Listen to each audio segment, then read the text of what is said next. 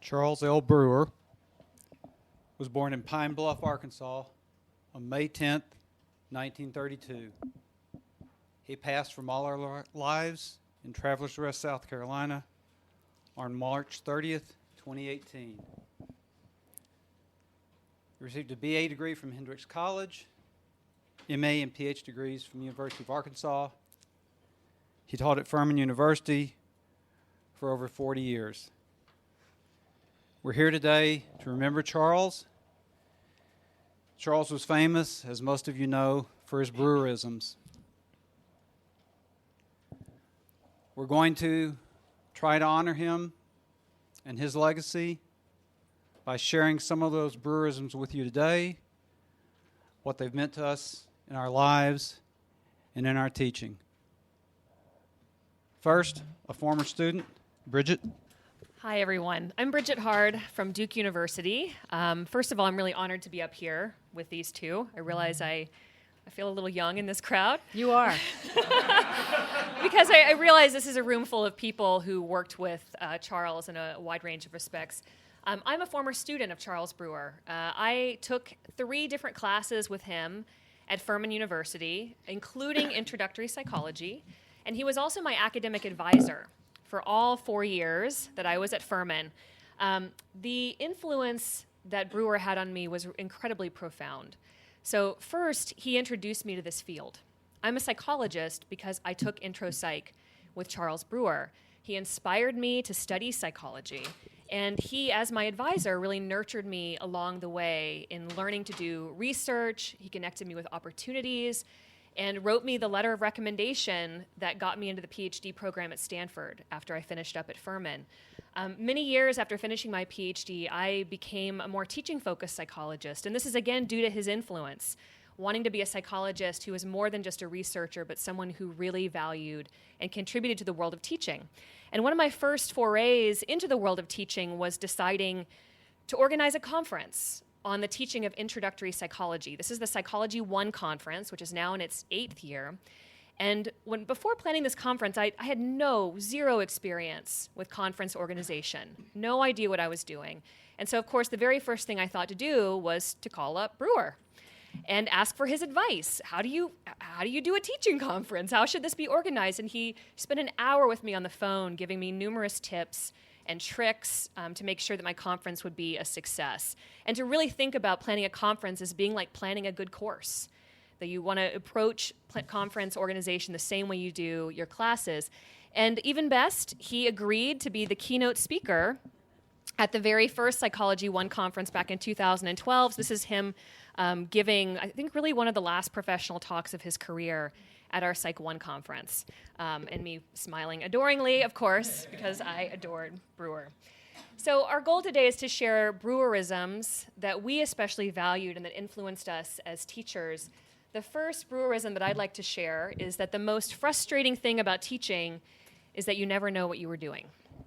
Now, I'm a scientist, like everyone in the room, and so I like to be able to control things. I always want to know precisely what things I can do in my teaching that will lead to the best outcomes for my students. I want to get my teaching down to a true science where I can go into the classroom and every single time know that I can be successful.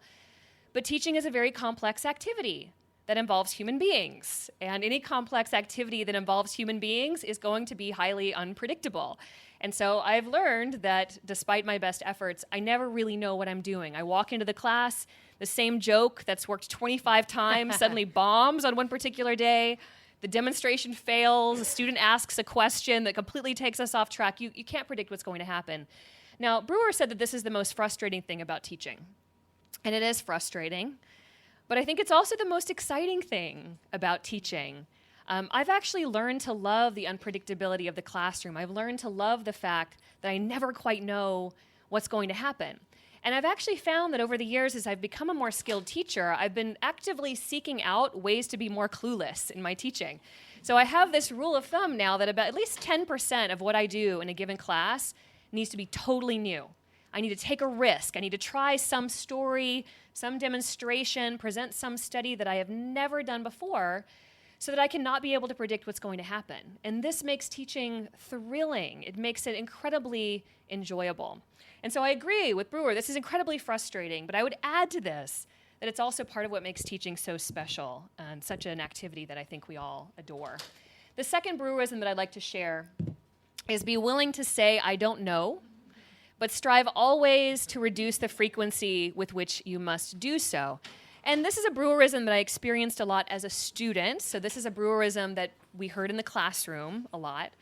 And this is a Brewerism, though, that I think about differently now that I'm a teacher.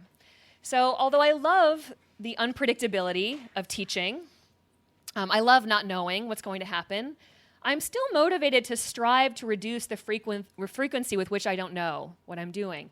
And so one of the ways this has inspired me in my teaching is to find ways to be more scientific in my pedagogy. So I've begun building pedagogical research into my really, really large courses, collecting lots and lots of data from my students, analyzing what predicts what outcomes, what's going to lead to the most success for my students. I run experiments in my classrooms so that I can strive to reduce the frequency with which I have to say that I don't know what works. What I love about these two Brewerisms together is I think they really highlight how what we do is both an art and also a science. It is a mix of improv theater every single time, and also a set of empirically based principles and methods that we can rely on. And I think this is part of what makes teaching so special. These are two aspects, two facets of teaching that really complement each other. The science of teaching can inspire all kinds of new crazy risks, ways that we might venture out into the unknown in our classrooms, but also the ways that we take risks, the ways that we don't know what we're doing, can inspire new insights or new ideas that we can actually research with the tools of science. And so I think one of the things I want to highlight here is that Brewer not only inspired me to become a psychologist, to become a teacher of psychology, but continues to inspire the way that I teach. One of Brewer's favorite quotes was the bending twigs kind of quote that a teacher affects eternity, that you never know when your influence is going to stop. And I try to live that every day in the way that I teach. I try to allow Brewer's influence to work through me and to inspire all of the students that I work with every day. So those are my Brewerisms for academia and for life. Thank you.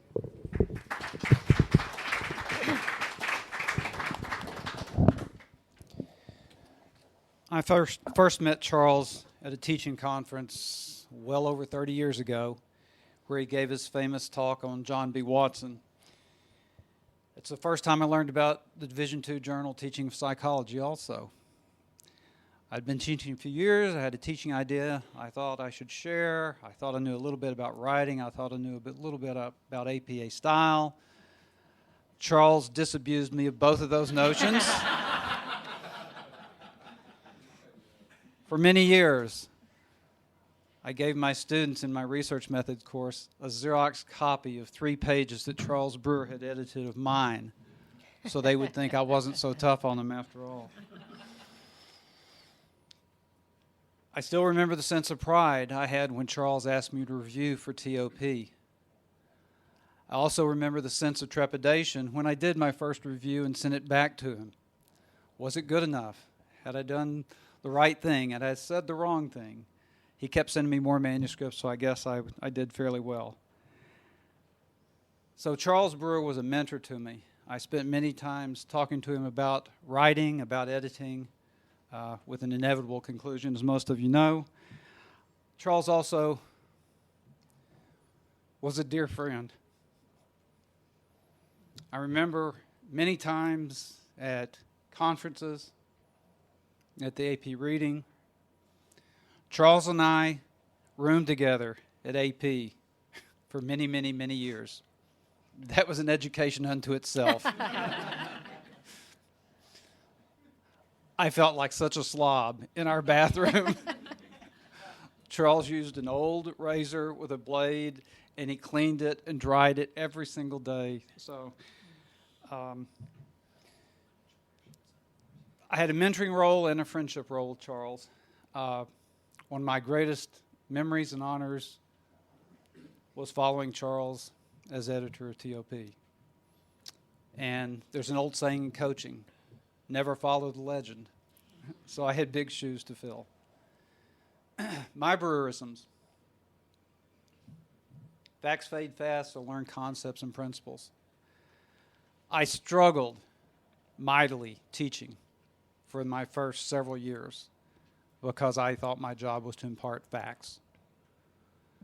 And that's tough in every course. But when you teach intro psych with a 700-page book trying to impart facts, it's just damn near impossible.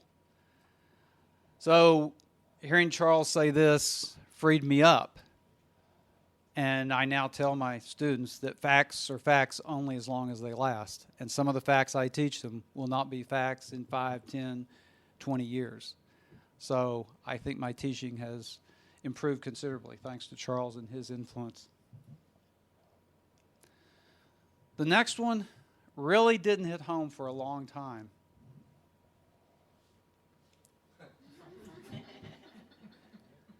Things always take longer than they do. That's the one I heard most frequently from Charles, not with the second part attached to it, but especially when there's more work to do than time to do it. Following Charles as editor of Teaching of Psychology was intimidating, just as sending him my first review was. I had big shoes to fill. I didn't want to fall short. I spent a lot of time editing, re-editing manuscripts, dealing with authors, et cetera, et cetera. As Barney and I have talked about before, the first part of this makes sense in terms of home repair, too.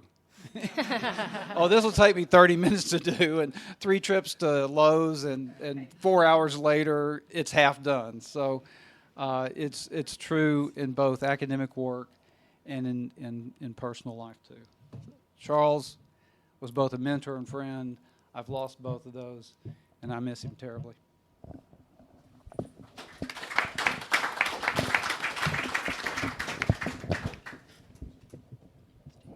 Oh, hi everyone. Those of you who know me know what a risk this is going to be because I am a world-class weeper. And Eric Landrum, Eric covered us, okay. So I'm ready. In your life, there are a few people that you remember meeting distinctly the first time. And Charles is in that handful of people that I remember the first time I saw him. Thanks to Randy. It was in Atlanta, my very first APA. Randy said, we were out milling around. Randy grabbed me by the elbow and said, "You got to go see this guy." And I said, "Oh, I didn't know Randy very well either, but..." And he dragged me into this room, and Charles came in and did what Randy did, which was a pretty good impression of how to get people's attention. If you saw Charles do that opening, you recognize that it was majestic, and it was scary. It was really intimidating. It was austere. And do you have any other adjectives you would add to that? Daunting. Suspenseful. It did, and that would be my next question, is what impact did it have? It did silence us. I found myself sitting straighter with my attention highly focused. Fortunately for me, our paths got crossed in a lot of ways. We were in STP leadership around the same time, and so the problems that we were solving, I got a chance to see how he elegantly managed that. We also found ourselves being, I like to call ourselves the sandwich speakers at various conferences. Either I would open and he would close, or vice versa. And I remember one particular experience. This would be Barney's first teaching conference, where thank God I got to open and Charles got to close. And for me, that particular honor stands out, is being able to spend time with Charles both at the conference and later as he was complaining about everything after the fact. In AP, I had little something to do with advanced placement, and one of the decisions that I ended up making was, shall we make Charles a table leader? It's like, what would he do to high school teachers? He could chew them up and spit them out. This will be fun. Let's do it. Yeah. So we did it, and as it turned out, Charles was an absolute lamb with the high school teachers. They adored him. I think the high school teachers found him more tractable than most of us who worked on TOP found him. Probably the place that I learned the most about Charles was when we had the honor/burden of working on the high school standards for the first time. I was a consultant on that process with the high school teachers. Charles was the Sherpa who got it through APA governance. And boy, did I learn a lot about APA, about Charles, about tenacity, about strategy. I can't tell you how many lessons I extracted from it.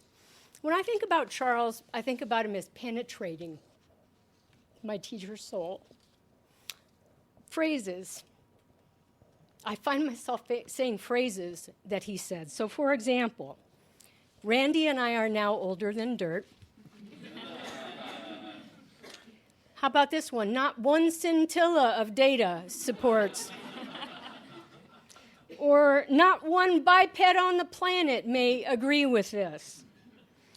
You may have had the possibility of having the highest accolade possible to be referred to as a damn jewel. How many of you got that? I cherish it.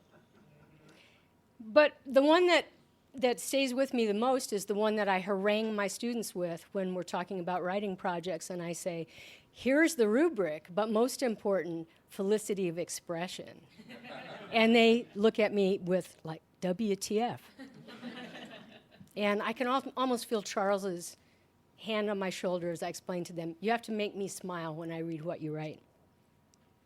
Now, the experience that sets up my brewerism, I want to be able to put some meat on the bones. This is him when we were hanging out together at MPA in Chicago. I said, Sir Charles, because the stained glass window is a night, and it just seemed like a great composition.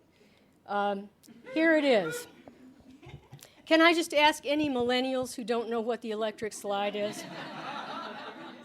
Okay. So here's what happened. We were at St. Mary's, and yes, this is the period my husband likes to call my Jesse Jackson period because of my hair.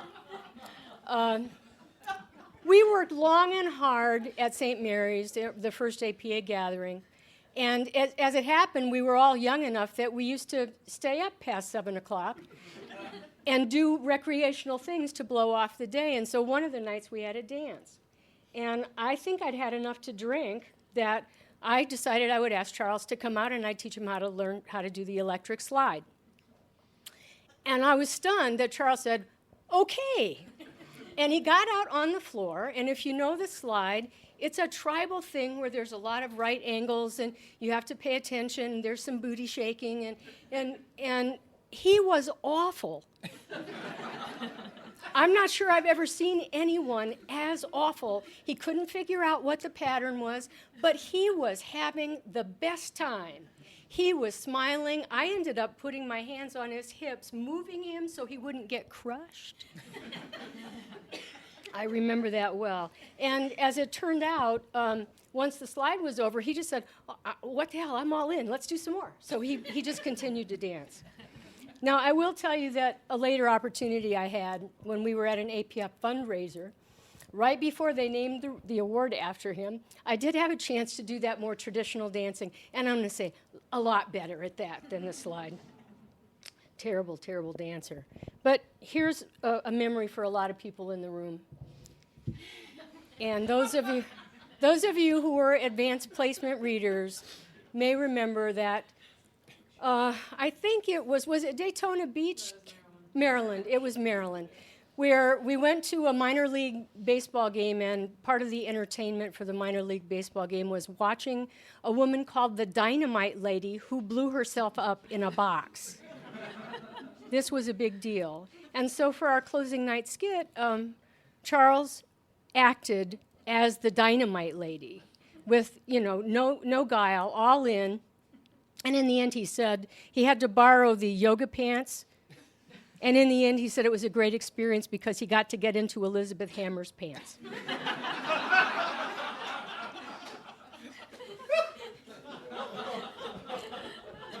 So if you thought he was dignified, you just didn't know him. So all in is what really characterizes who he is. He was all in as a teacher, as an editor, as a Sherpa, as a friend. And so my brewerism is that one. Leave no academic butt unkicked. He was so grandiose and so pugnacious and so heartfelt and so sweet. And because he was so all in, he was all in one time, he was all in 2 times, he was all in all the time. And for that reason, he'll never be all gone.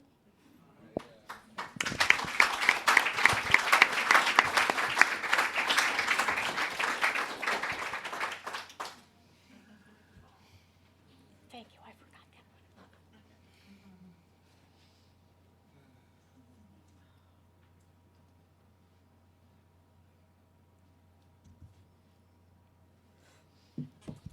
one. Thanks to these people up here with me, but also to Emily Leary, as most of you know her, who was also a Brewer student. She couldn't be with us. She's just given birth in the past month or so to her first child. But she got permission for us to get this reprinted. And as a good teacher, I didn't give you this beforehand so you would read all the Brewerisms. So here's your own list of Brewerisms and a profile of Charles that appeared in the Inside Furman newsletter in winter of 2010. We have 3 minutes. Anyone else have a favorite brewerism or a favorite brewer story? Well, can we mention, Garth, do you want to explain this? Yeah, sure. But you better speak into the mic, and you sort of have to eat the mic. Is that right? All right. This is something a friend and I put together. We had talked to Sue Franz about this months ago, and as a good procrastinator, I left it to the last week. And so we just put this together, and we're going to put it up on the STP website so that people can take these brewerisms. I'll hold it up in a second for you. That you can download it for free, and you can get this size printed at your local store, or you can print 11 by 17 or whatever, put it in your office, and we'll get these distributed in memory of Charles. Thank you.